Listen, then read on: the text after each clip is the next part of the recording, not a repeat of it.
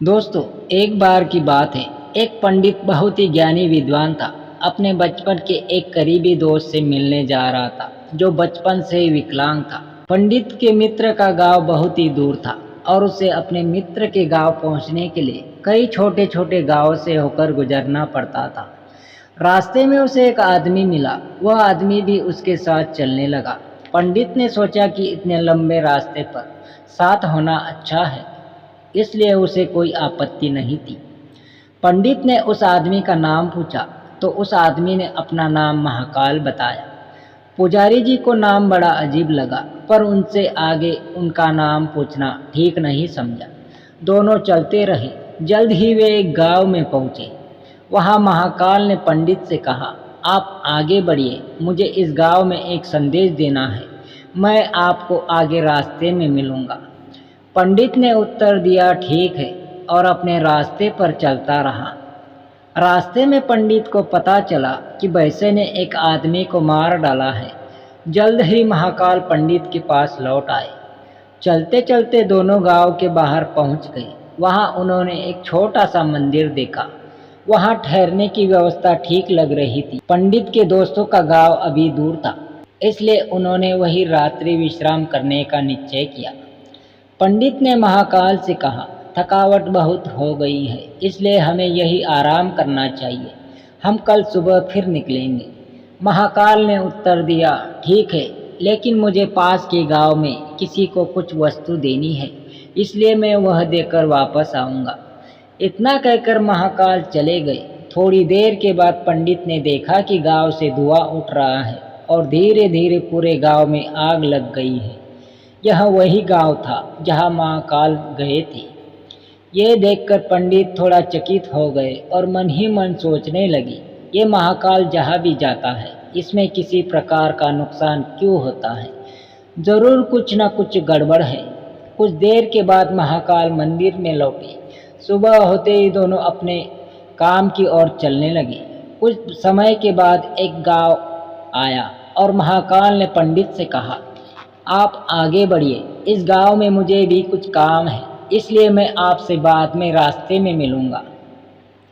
ये कहकर महाकाल चले गए। इस बार पंडित आगे नहीं बढ़ा और महाकाल के पीछे चला गया, ताकि वह देख सके कि वह कहाँ जाता है और क्या करता है। जब पंडित महाकाल पर नजर रख रहे थे, तो उन्होंने सुना कि एक व्यक्ति को सांप ने काट लिया है और उस व्यक्ति की मौके पर ही मौत हो गई है। पंडित वहां कुछ नहीं बोले और दोनों अपने अपने रास्ते चलते रहे। थोड़ी देर के बाद पंडित अपने आप को पूछने से रोक नहीं सके और महाकाल से पूछ बैठे, आप जहां भी जाते हो, किसी न किसी तरह का नुकसान हो ही जाता है। क्या आप बता सकते हैं कि आखिर ऐसा क्यों होता है?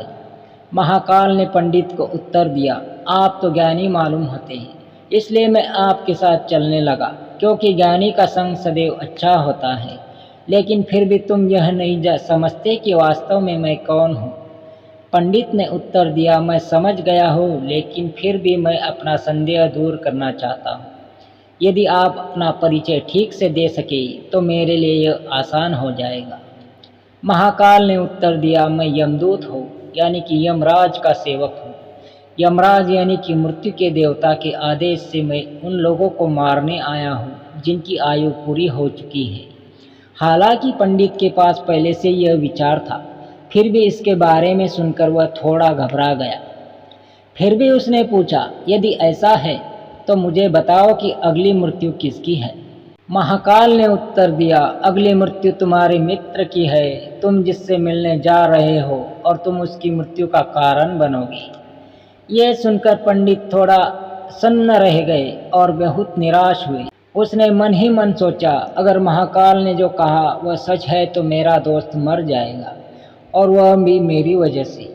मैं उसकी मौत का कारण नहीं बनना चाहता। मुझे उनसे मिलने उनके गांव नहीं जाना चाहिए। पंडित यह सोच ही रहे थे कि महाकाल ने कहा, मुझे पता है कि तुम क्या सोच रहे हो, लेकिन तुम अपने दोस्त से नहीं मिलोगे तो भाग्य का लिखा नहीं बदलेगा। तुम्हारे मित्र की मृत्यु निश्चित है और यह अगले कुछ क्षणों में होने वाली है। महाकाल के मुख से यह बात सुनकर पंडित चौंक गए, क्योंकि महाकाल उनके मन की बात पढ़ सकते थे। इससे पंडित को विश्वास हो गया कि महाकाल वास्तव में यमदूत थे, इसलिए वह तुरंत अपने गांव लौटने के लिए वापस मुड़ गया। परंतु जैसे ही वह पीछे मुड़ा, उसने देखा कि एक मनुष्य उसकी ओर तेजी से दौड़ा आ रहा है। जब आदमी करीब आ गया तो पंडित को एहसास हुआ कि यह उसका दोस्त है, जिससे वह मिलने जा रहा था। उसे देखकर पंडित को एहसास हुआ कि उसका दोस्त बहुत थका हुआ है और ऐसा लगता है कि वह लंबे समय से उसका पीछा कर रहा है। जैसे ही दोस्त पंडित के पास पहुंचा, अचानक से गिर पड़ा और उसकी मृत्यु हो गई। पंडित ने चकित अपनी आंखों से महाकाल की ओर देखा, मानो पूछ रहा हो कि मेरे मित्र को क्या हुआ है। महाकाल समझ गए और बोले, तुम्हारा मित्र पिछले गांव से तुम्हारा पीछा कर रहा था, लेकिन गूंगा और एक पैर से विकलांग होने की वजह से तुम तक नहीं पहुंच सका। न तो वह तुम्हारे पास पहुंच सका, न ही तुम्हें बुला सका। उसने आप तक पहुंचने के लिए अपने शरीर की पूरी ताकत लगा दी, लेकिन बुढ़ापे में शरीर इतनी ताकत नहीं होती है। इसलिए आपके दोस्त की मृत्यु दिल का दौरा पड़ने से हुई और आपकी वजह से उसने अपने शरीर की सीमा को पार कर लिया। वह तुम्हारे पीछे दौड़ रहा था, पहुंचने की कोशिश कर रहा था। यह सुनकर पंडित को एहसास हुआ कि जरूर महाकाल कोई यमदूत है। पंडित ज्ञानी व्यक्ति थे और जानते थे कि मृत्यु को कोई नियंत्रित नहीं कर सकता और सभी को एक न एक दिन मरना ही है। लिहाजा उस वक्त उन्होंने खुद को संभाला। पंडित ने उत्सुकतावश पूछा, क्या आप बता सकते हैं कि मेरी मृत्यु कब और कैसे होगी? तब महाकाल ने उत्तर दिया, यद्यपि यह जानना किसी भी प्राणी के लिए उचित नहीं है, क्योंकि कोई भी जीव अपनी मृत्यु के बारे में सोचकर या जानकर परेशान हो जाता है। लेकिन आप एक समझदार व्यक्ति हैं और आप अपने मित्र की मृत्यु को किस प्रकार स्वीकार कर पाए, ये देखकर मुझे ऐसा लगता है कि आप अपनी मृत्यु के बारे में जानकर भी विचलित या परेशान नहीं होंगे। तुम आज से ठीक 6 महीने बाद किसी दूसरे राजा के राज्य में फांसी से मर जाओगे और आश्चर्य की बात यह है कि तुम स्वयं भी अपनी फांसी को सहस्र स्वीकार कर लोगी। महाकाल जाने लगे, क्योंकि अब उनके पास पंडित के साथ चलने का कोई कारण नहीं था। महाकाल के जाने के बाद पंडित ने अपने दोस्त के लिए मृत्यु के बाद के सभी संस्कार किए और अपने गांव लौट आए। कोई भी व्यक्ति कितना ही ज्ञानी क्यों न हो, अपनी मृत्यु के बारे में जानने के बाद वह व्याकुल हो ही जाता है और मृत्यु से बचने का प्रयास करने लगता है। ठीक उसी प्रकार पंडित ने भी ऐसा ही किया, क्योंकि पंडित एक प्रसिद्ध विद्वान थे। यहाँ तक कि राजा भी उनके बारे में जानते थे। उसने सोचा कि राजा के पास कई बुद्धिमान मंत्री हैं और हो सकता है कि वे उसकी मृत्यु से संबंधित समस्या का समाधान खोजने में उसकी मदद कर सकते हैं। इतने में पंडित राजा के दरबार में पहुंचे और राजा को सारी बात बताई। राजा ने इस समस्या को अपने मंत्रियों के साथ शेयर किया और उनसे सलाह मांगी। काफ़ी विचार विमर्श करने के बाद यह तय हुआ कि अगर पंडित की बात सच है तो 6 महीने के बाद उसकी मृत्यु हो जाएगी, लेकिन उसके लिए उसे दूसरे राज्य में जाना होगा। यदि वह राज्य से बाहर नहीं जाता है तो उसकी मृत्यु को टाला जा सकता है। इसलिए पंडित के महल में रहने की व्यवस्था की गई और राजा की अनुमति के बिना कोई भी व्यक्ति उनसे मिल सकता था, लेकिन पंडित को कहीं भी जाने की इजाज़त थी ताकि उसे ऐसा न लगे कि वह राजा की कैद में है।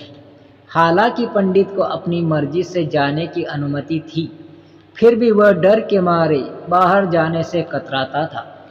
धीरे धीरे समय बीतता गया।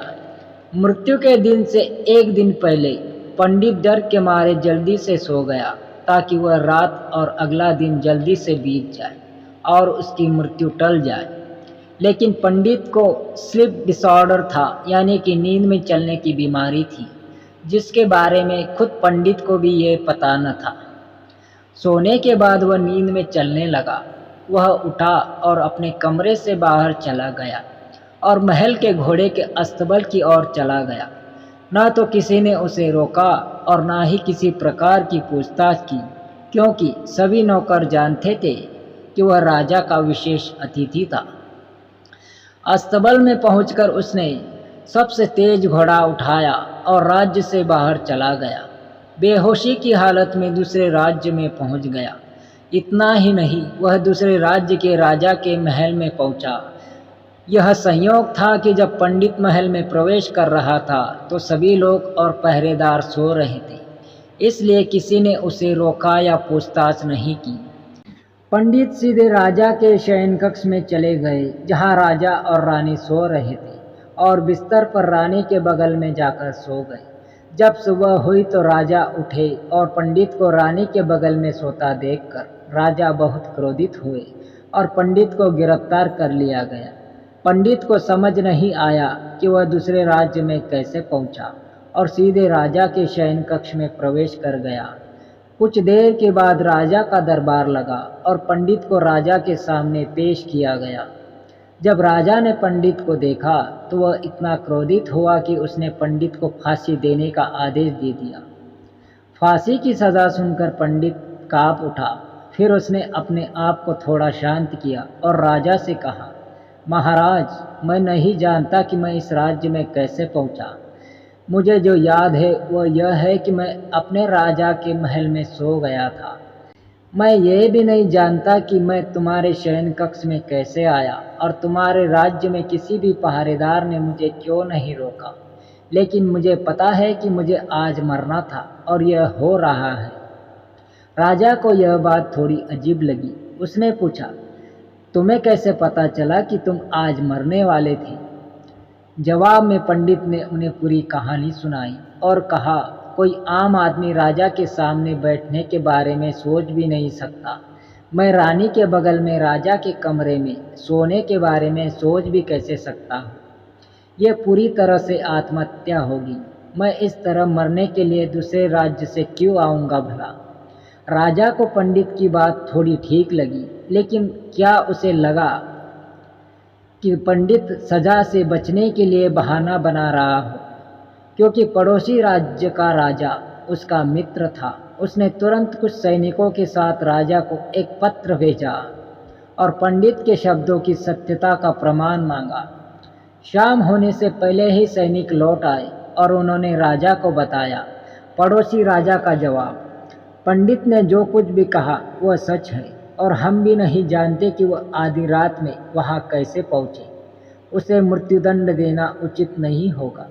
लेकिन अब एक नई समस्या खड़ी हो गई थी, क्योंकि राजा ने पहले ही पंडित को मौत की सज़ा सुनाई थी।